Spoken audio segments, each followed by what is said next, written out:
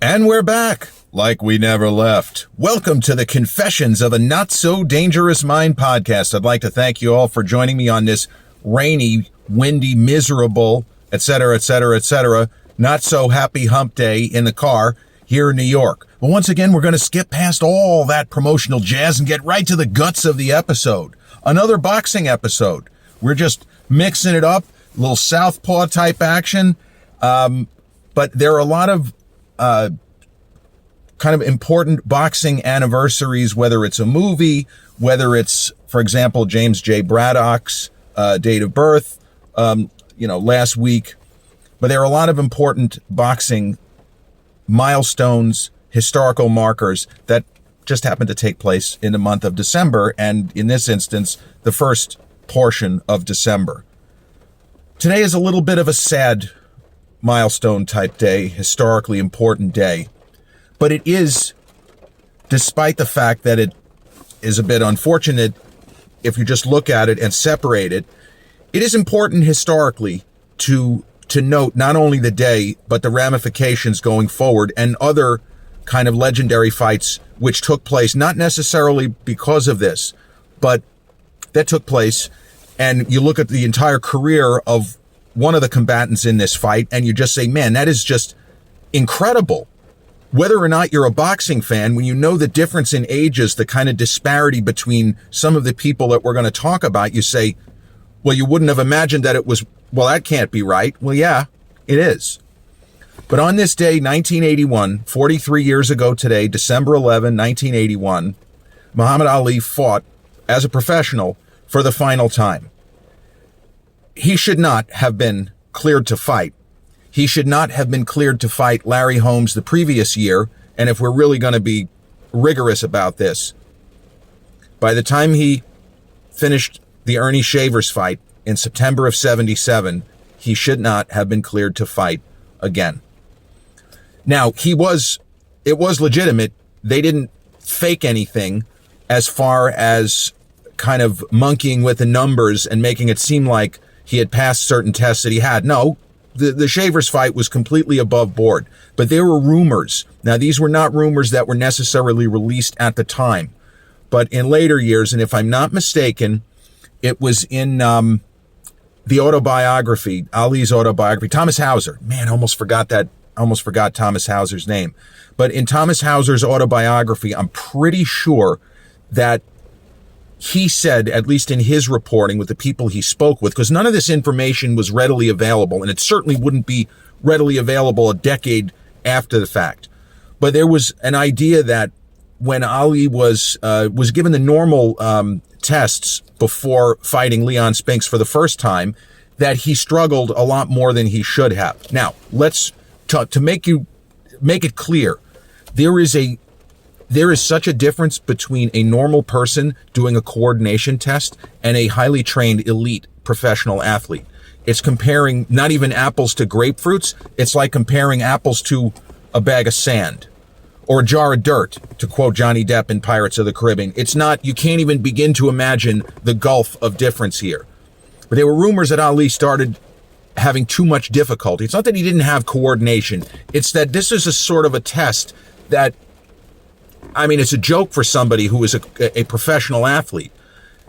Finger tap, whatever it was, it's to measure balance, it's to measure general coordination, and professional athletes will consistently score way higher than even a normal athletic person. Like, you can't compare.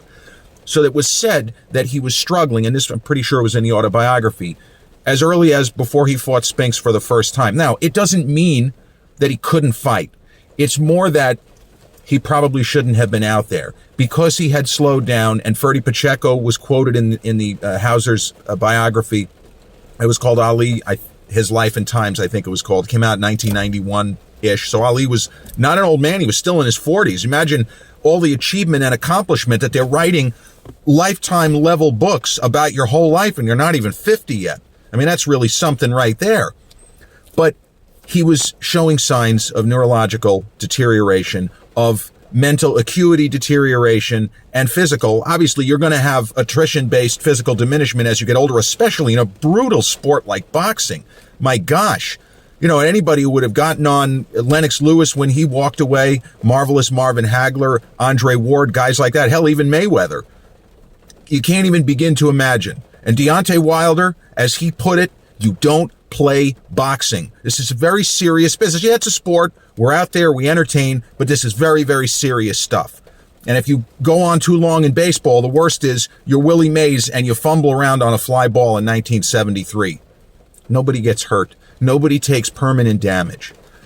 So Ali had the first Spinks fight, which, if you don't know what you're watching, was not a terrible heavyweight title fight. Spinks was a kind of green. He had been the Olympic gold medalist. Of course, his brother Michael, top 3, probably greatest light heavyweights ever. The fact that Tyson steamrolled him, he shouldn't have been. It was just not a good matchup. Not that anybody would say, oh yeah, I was a good matchup for Mike Tyson. Tyson was matchup problems for anybody because he hit so hard. He was so fucking fast. But Leon Spinks beat Ali in a fight that it was an exciting fight. But Ali, although he still had the ability to put the combinations together, and he looked like a reasonable facsimile of the Ali that had beaten Shavers in 77. That was a really exciting fight. If we're going on levels of excitement, the Ali Shavers fight was fantastic for the excitement factor because both guys got rocked. Ali got nailed repeatedly, but he just kept moving forward. For a guy who, as a younger man, circling the ring with that kind of numbing canter like this, as he attempted to keep distance and pepper his opponent, and maybe open a cut, bruise them up. In the Shavers fight, he wasn't really doing very much of that, but Ernie would hit him. He might get him to move back, but as soon as he got his wits, he's advancing. He's moving forward. So in the first Spinks fight, Ali lost a decision. I think it's legitimately 9-6, even though they tried to give him rounds that were very close. Even with his ring generalship, which was maybe the greatest ever, stupendous, he had the best ability to win rounds where he didn't really do that much other than look good doing whatever it was he was trying to do. But the return fight with Spinks, the irony is he won that fight going away, but he arguably looked worse than the fight that he lost because Spinks really didn't look good at all in the second fight. Yeah, physically, if you looked at his body, he looked tremendous. He actually looks ripped in both fights. He was a big guy. Like, Leon was not a puffed up lightweight. He was a big man. But Leon really looked like crap in the return fight. And if it had happened a number of years later, he probably would have failed a drug test from what we can know of Leon Spinks now. May he rest in peace. Didn't really have the career that he should have, but he's out there and he did win the lineal world heavyweight championship. And even if he beat a diminished Ali, that is not anything to take for granted. So Leon did not look good in the second fight, but Ali, even though he won it easier, if you compare the way that and somebody pointed this out to me and I checked to confirm, but if you compare the way that Ali threw combinations in the first fight, particularly in the latter portion as he, tried to rally because he figured he was behind on points, his combinations are cleaner in the first fight, even though he loses, than the second fight. But Leon, he just seemed incompetent. He wasn't really able to do very much. And yeah, I remember reading also in the autobiography that Ali's plan for the return fight with Spinks was don't give away any rounds because he incorrectly assumed that he would be able to kind of catch up and put Leon down late. He wasn't able to do it. But for the second fight, just keep throwing punches, tie him up, throw punches, tie him up. That's all. Move around as much as possible. And then Ali beat Spinks. He retired. He made the ill-fated attempt to fight Larry Holmes. And, history tells us Mike Tyson was angry and that he promised to get Holmes for Ali. But Larry Holmes really loved Ali, and he's talked about that a lot. It was unfortunate that they had to fight. They put him in front of Holmes. What was Larry supposed to do? He couldn't let himself get beat. He couldn't not try. I think he pulled a lot of his punches. He could have done a lot more damage. But the irony, it's kind of an unfortunate and sad and sick irony because there's no way anybody could possibly be okay with Ali ever fighting again as a professional. I'm not talking about exhibitions like the real kinds of exhibitions that Mike Tyson did after he retired, the first time after the Kevin McBride fight. But he should not have, nobody should have even contemplated letting him back out there. But he fought Trevor Berbick. And Trevor Berbick was the person I alluded to, where if you look at the names on his lifetime record, and Berbick unfortunately died under tragic circumstances. He was murdered. He was only 52 when he died. And he was a former heavyweight champion. But when he fought Ali, he was a contender who had given Holmes a lot of trouble. Now, again, Larry won that fight going away. But Larry afterwards said, and he never liked Trevor Berbick. They famously brawled years later. I'm not even going to go into it. It was ridiculous. But Holmes always had a problem with Berbick, even when they fought. He respected him as a fighter, but he just didn't like the guy. There's a difference. But Berbick was tough, and he took the best that Holmes had to give, and he probably won, anywhere between 3 and 5 rounds when he fought. So this is a top contender.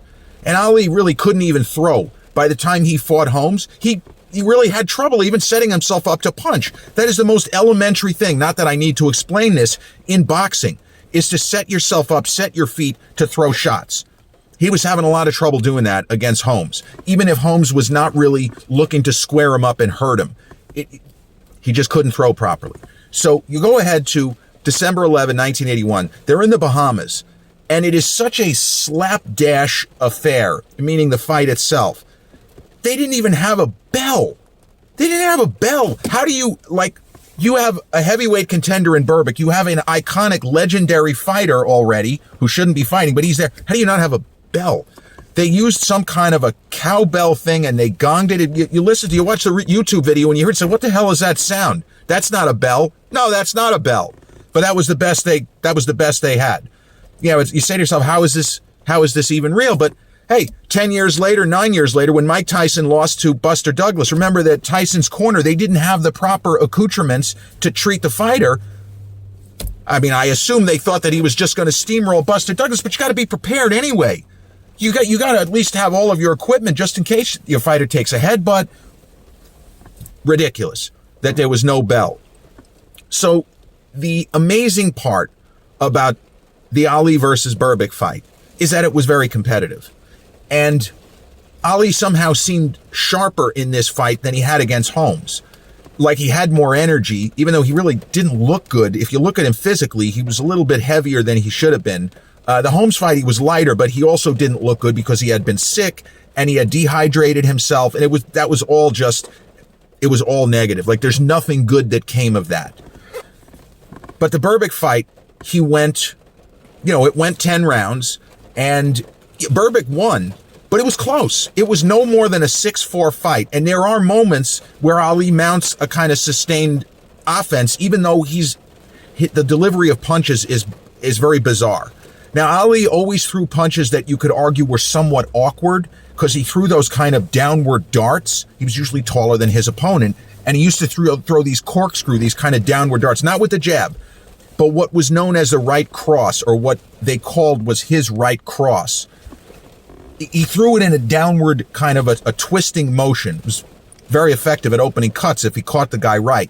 But as he got older, his attacks became more awkward, where it sometimes didn't even look like conventional punches. And this is the thing, if you look at the Spinks fight, compare the way that he throws the right hand in the first fight to the second fight. He's landing more in the second fight, but he's throwing the punches from angles that are just like, it almost is, what is he doing? But in the Berbick fight, I think the fight's tied after 6, and then Trevor wins. He wins 3 of the last 4, or maybe it's 3-2 with 1 even, but it was a decent fight. If you didn't know who the combatants were, this is just 2 heavyweight contenders going out there, you wouldn't say, oh my God, this was the worst fight ever, this was a travesty, whereas the Holmes fight was a travesty, because Ali was apparently was under the weather, that he was sick, that it wasn't just that he had dehydrated himself to try to get to a certain, where cosmetically he looked good, but that he shouldn't have been in the ring, and not even because of the coordination test or the fingertip tap test and all of that he just was sick on fight night, and the fight should have been postponed. Berbick, though, went on from winning this, and he's the answer to, there's a couple of kind of cute boxing trivia questions. He's the only man to fight Ali, Holmes, and Tyson. Beats Ali by decision, lost to Holmes by decision, and we all know what happened when he fought Tyson. The fight was so one-sided, and here's something that's rare. Because Trevor Berbick had a terrific career, a lineal world heavyweight champion. He defeated Pinklin Thomas in what was considered a significant upset early in 1986. But Berbick was a significant underdog. I think he was at least a 5-1 underdog. I'm not sure about that. The numbers, depending on whether it was Caesars or whether it was another outfit giving you the odds. But it is so rare that a challenger is a big favorite to win a title? I mean, I would venture to guess that this was the longest odds that a champion, right? It doesn't make sense. If you do it logically, how could the champion be a huge underdog? Well, in the case of Mike Tyson, he was such a dynamic fighting machine. It was almost inconceivable to think that Berbick could win the fight, even though, again, irony is that Berbick appeared to be past his prime. Berbick's best, the days he fought Holmes, the days he fought Ali, but he put up a really good battle, and he beat Pinklin Thomas. It went the distance, but he beat him from here to there, and I think he was a 6.5 to 1 underdog. Pinklin Thomas was a terrific fighter. Tyson beat him, but Berbick had no chance. I think that that night he could have fought Tyson 100 times, and they were all going to end, similar to that. So from the historical perspective, the trivia is there are only two men who fought both Tyson and Ali, Berbick and Larry Holmes. And because of Mike Tyson is 23 years younger than Ali, right? Yeah. Ali was born in 42. Mike was born in 65, as there was a lot made of that when he just went up against Jake Paul. Tyson steamrolled both of those guys. Now, the thing with Larry, though, Larry was not as washed up as people thought. He shouldn't have been out there against Holmes. He took the fight, I believe, on too short of notice. If he had another month, he wouldn't have beaten Mike. But what we saw from Larry as he went forward, and I couldn't believe that he fought again, but he was very effective. He wasn't nearly as fast, and he wasn't as great as he was near his prime. The truth is that prime Larry Holmes, I think he probably beats Mike Tyson more than 50% of the time. I know it's somewhat sacrilegious because Mike is he was such an incredibly exciting, massively skilled fighter. Not even just at his prime, even when he came back in the 90s, because you just never knew when he was going to square a guy up and take him out. But I do feel like Mike is, in terms of his success, he's a little bit overrated. You can't overrate the talent. He's top 5 most talented people to ever lace up gloves. Most people, I think, would agree with that. But prime Larry Holmes against prime Mike Tyson, I think that Larry wins 6 out of 10.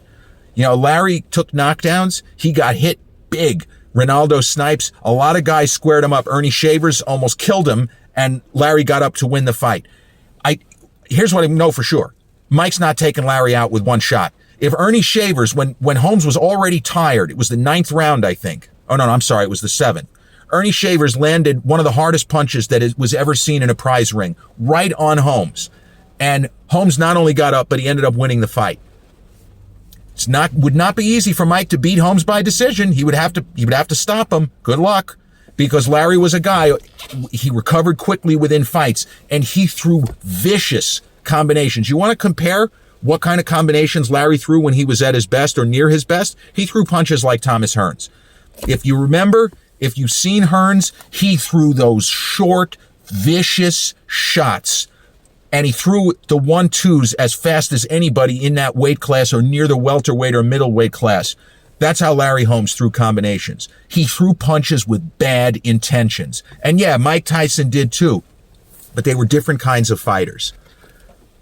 Historically, it's unfortunate that Ali was in the ring, but there is something when you look back on it, because he didn't take that much damage. Holmes hit him harder. If you ask me what fights did the most damage to Ali in terms of really taking a pounding, the 3rd fight with Frazier, for sure. You want to go back and say the 1st fight with Frazier, but I feel like in the 3rd fight, both guys were winging and they were just letting it go for almost the whole fight. Like it was less of a tactical kind of a battle than the 1st fight had been. Ali took a terrible beating in the Shavers fight, even though he won. So, Holmes hit him, but he didn't do nearly as much damage as he could have. And Berbick really didn't square him up. I don't know. I mean, Trevor really didn't look good either in that fight. He had looked a lot better against Larry Holmes. But Berbick did go on to win the heavyweight championship. And that is the kind of incredible historical reality, which is Ali's last fight is against a guy who had already fought for the title, put a good account of himself. Neither guy looked good in the fight in the Bahamas 43 years ago today. And then 4.5 years later, Berbick wins technically the lineal heavyweight title. And then Mike Tyson just he smashed him. The joke was, it's not even a joke. He got knocked down like 5 times from the same punch. You know, Mike landed a big left hook, and I think it kind of caught him near the temple, which will fuck up your equilibrium if you get hit right. And Berbick went down, and this is one of those moments where the fighter clearly knew where he was. He was not knocked out or unconscious, because occasionally you'll see a guy get up when, you know, Thomas Hearns against Hagler. There is no way he has any level of consciousness, and he's on his feet by the count of 9. But thank goodness Richard Steele stopped the fight, because Hearns was out. But that's the thing. There are certain fighters that have an incredible, almost radar sense that even if they are not conscious, they're going to get up anyway. And if the ref doesn't know what he's looking at, they take even more damage than they should. But Berbick, if you watch the end of that fight, he goes down. He knows where he is. He gets up. He goes down again. He gets up. He goes down again. The equilibrium was so messed up from Tyson's hook. You know, it wasn't even so much the body shot, which was, oh my God. He was reacting to the shot to the temple, the shot to the head, which it didn't even necessarily look like that clean of a shot. And we've seen Tyson do that exact combo where, I mean, Bruno, it ended the first Bruno fight. And more famously, from the kind of negative perspective, when he squared up Evander in the first fight and he landed that same combo, and Evander took a couple of steps back, and he more or less shrugged his shoulders and said, "You got me, Mike. I'm still here. Let's go, buddy. Let's go. Let's fucking go." So everybody takes it a little bit differently. But that hook, that overhand kind of big left hook that Mike landed on Berbick, thing of beauty. You know, that's the thing with Mike. Yeah, he had a reputation for being a wild swinger, but when he shortened up, boy, that guy could punch. And it wasn't just the concussive force of the blows. It was the fact that his technique, you almost can't teach it. He had such impeccable technique. He was not a wild kid. Maybe he was a wild kid outside the ring, but inside the ring, even in the Douglas fight, his technique was beautiful. You almost can't teach it. The way that he delivered the left hook, the way he delivered the uppercut, the straight right hand, the way that how he would get his weight behind it. Everything was exactly right. Berbick was a fighter who threw sloppier punches. It's not that he didn't know how to punch. Not everybody throws punches the same way. Look at George Foreman, the anywhere punch. Well, why do they call it that? Anywhere he hits you, it hurts you. But George threw strange roundhouses. He was so damn powerful and so strong. You know, Evander said it, George hit me in the 5th round and I thought he knocked all my teeth out. No, but the funny thing was it didn't hurt, but he thought that he knocked all of his teeth out. But as a boxing historian, I do respect the importance of this date, that this was Ali's last fight. And I guess it's good that he put a decent account of himself. If we separate all the other stuff that he shouldn't have been out there, et cetera, it was a better send-off than Holmes. You know, and unfortunately, the send-off wasn't beating Shavers, or if you even want to go further back, how about if his last fight is when he beat Jean-Pierre Koopman? How about we do that? And he's retired at 34, and his final record is 53-2, or whatever it would have been. Alfredo Evangelista, if he stopped after that fight and didn't allow Ernie Shavers to hit him so many times at the Garden. But it's what it is. And on this date, 1981, the GOAT, I believe to be the greatest heavyweight who ever lived, Muhammad Ali, fought for the final time. His ending record still looks great, but it doesn't look as good as it probably should have. He ended at 56-5, but he was 55-2 after defeating Ernie Shavers in 1977. 55-2, and both losses were to all-timers, heavyweight champions. Joe Frazier got him at the Garden in 15, the fight of the century, where Joe pretty much sealed the deal with the 15th round knockdown. And then 73, when Norton broke his jaw, somewhat early in the fight. Ali said it was the first round, but Norton said, I don't believe that. You know, Norton didn't want to make it seem like, oh, I got lucky. I broke his jaw and then I coasted. That was a great fight, though. Both fights were competitive all the way through. They were, you know, great champions. In the case of Norton, a future champion, going at it, giving it everything they've got. But December 11, 1981, in a very weird setting where there was no bell in the Bahamas, Trevor Berbick defeats Muhammad Ali over 10 rounds, the final fight in the career of the former Cassius Marcellus Clay Jr. Muhammad Ali, born January 17, 1942, past June 3rd, 2016.